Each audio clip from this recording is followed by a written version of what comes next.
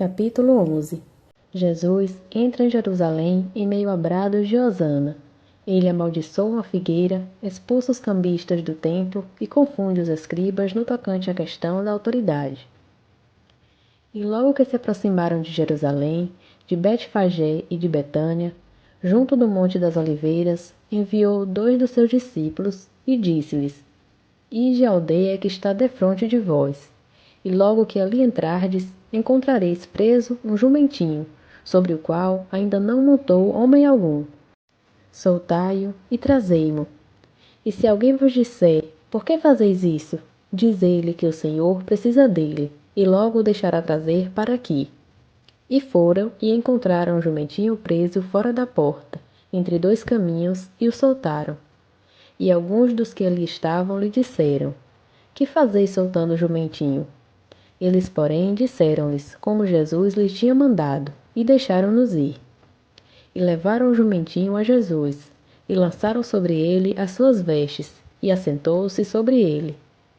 E muitos estendiam as suas vestes pelo caminho, e outros cortavam ramos das árvores e os espalhavam pelo caminho. E aqueles que iam adiante e os que seguiam clamavam, dizendo: Hosana, bendito que vem em nome do Senhor.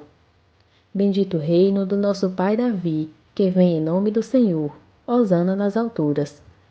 E Jesus entrou em Jerusalém, no templo, e tendo visto tudo em redor, e sendo já tarde, saiu para Betânia com os 12.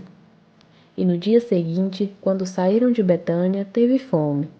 E vendo de longe uma figueira que tinha folhas, foi ver se nela acharia alguma coisa. E chegando a ela, não achou senão folhas, porque não era tempo de figos. E Jesus, falando, disse à figueira: Nunca mais ninguém coma fruto de ti para sempre. E os seus discípulos ouviram isso. E foram a Jerusalém, e Jesus, entrando no templo, começou a expulsar os que vendiam e compravam no templo, e derrubou as mesas dos cambistas e as cadeiras dos que vendiam pombas. E não consentia que ninguém levasse qualquer vaso pelo templo. E os ensinava, dizendo: Não está escrito: A minha casa será chamada por todas as nações casa de oração? Mas vós a tendes feito covil de ladrões. E os escribas e principais dos sacerdotes, tendo ouvido isso, buscavam a ocasião para o matar, pois eles o temiam, porque toda a multidão estava admirada acerca da sua doutrina. E sendo já tarde, saiu para fora da cidade. E eles, passando pela manhã, viram que a figueira tinha secado desde as raízes. E Pedro, lembrando-se, disse-lhe: Mestre, eis que a figueira que tu amaldiçoaste secou.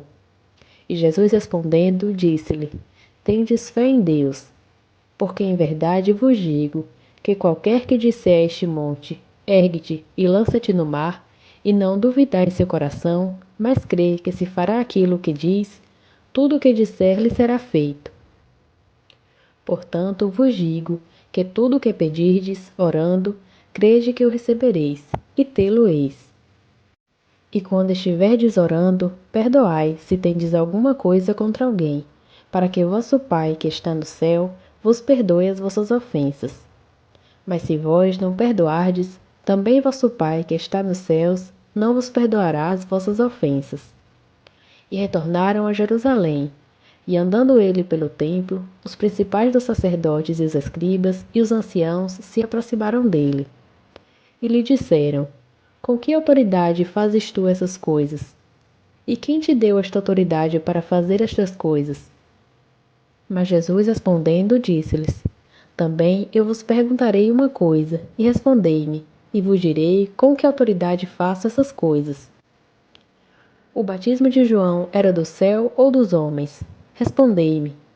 E eles arrazoavam entre si, dizendo: Se dissermos, do céu, ele nos dirá: Então, por que não crestes nele?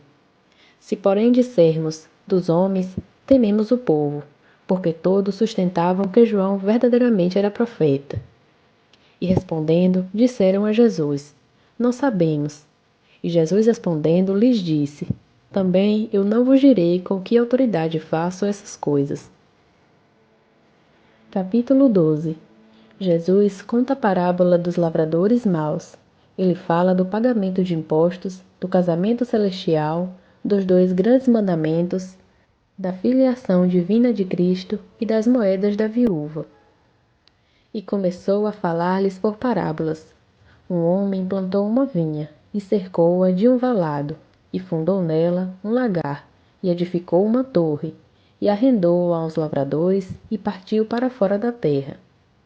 E chegando o tempo, mandou um servo aos lavradores para que recebesse dos lavradores do fruto da vinha. Mas eles, apoderando-se dele, o feriram e o mandaram embora de mãos vazias.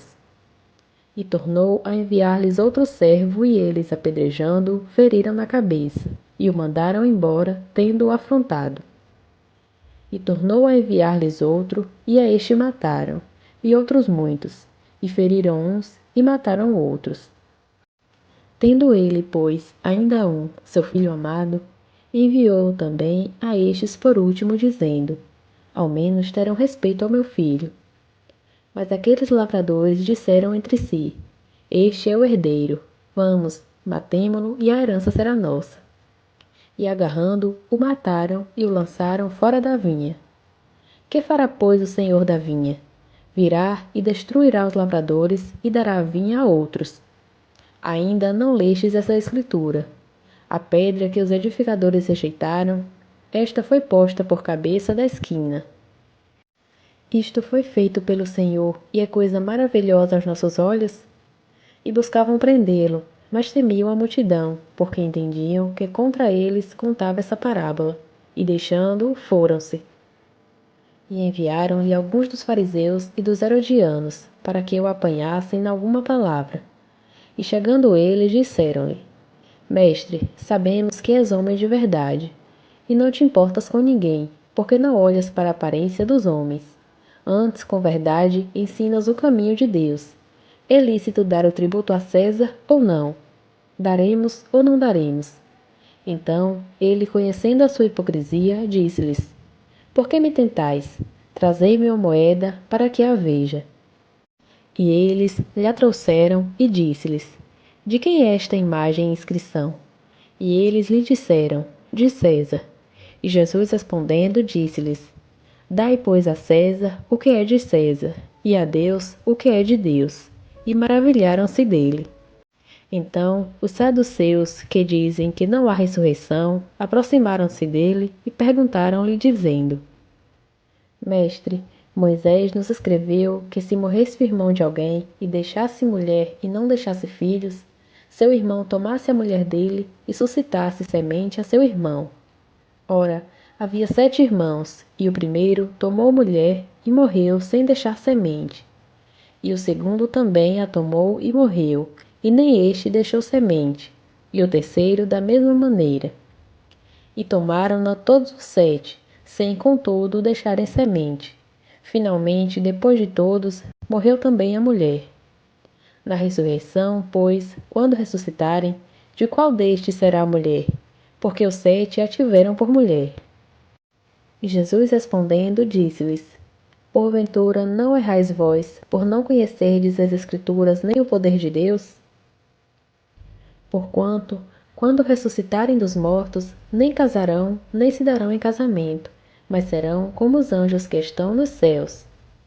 E acerca dos mortos que houverem de ressuscitar, não lestes no livro de Moisés, como Deus lhe falou na sarça, dizendo: Eu sou o Deus de Abraão, e o Deus de Isaque, e o Deus de Jacó?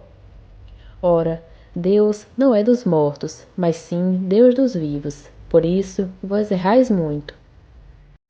E aproximando-se dele um dos escribas que os tinha ouvido disputar, sabendo que eles tinha respondido bem, perguntou-lhe: Qual é o primeiro de todos os mandamentos? E Jesus respondeu-lhe: O primeiro de todos os mandamentos é: Ouve, Israel, o Senhor nosso Deus é o único Senhor. Amarás, pois, o Senhor teu Deus de todo o teu coração, e de toda a tua alma, e de todo o teu entendimento, e de todas as tuas forças. Este é o primeiro mandamento. E o segundo, semelhante a este, é: Amarás o teu próximo como a ti mesmo. Não há outro mandamento maior do que estes. E o escriba lhe disse: Muito bem, mestre. e com verdade disseste que há um só Deus, e que não há outro além dele, e que amá-lo de todo o coração, e de todo o entendimento, e de toda a alma, e de todas as forças, e amar o próximo como a si mesmo, é mais do que todos os holocaustos e sacrifícios. E Jesus, vendo que havia respondido sabiamente, disse-lhe: Não estás longe do reino de Deus. E já ninguém ousava perguntar-lhe mais nada. E falando Jesus, dizia ensinando no templo: Como dizem os escribas que o Cristo é filho de Davi? Porque o mesmo Davi disse pelo Espírito Santo: O Senhor disse ao meu Senhor: Assenta-te à minha direita, até que eu ponha os teus inimigos por escabelo dos teus pés. Pois, se Davi mesmo lhe chama Senhor, como pois é seu filho? E a grande multidão o ouvia de boa vontade. E ensinando-os dizia-lhes: Guardai-vos dos escribas, que gostam de andar com vestes compridas, e das saudações nas praças, e das primeiras cadeiras nas sinagogas, e dos primeiros assentos nas ceias, que devoram as casas das viúvas, e isso com pretexto de longas orações. Estes receberão mais grave condenação. E estando Jesus assentado defronte da arca do tesouro, observava a maneira como a multidão lançava o dinheiro na arca do tesouro, e muitos ricos lançavam muito. E chegando uma pobre viúva, lançou 2 pequenas moedas que valiam meio centavo. E chamando seus discípulos, disse-lhes: Em verdade vos digo que esta pobre viúva lançou mais do que todos os que lançaram na arca do tesouro, porque todos ali lançaram do que lhes sobejava, mas esta, da sua pobreza, lançou tudo o que tinha, todo o seu sustento.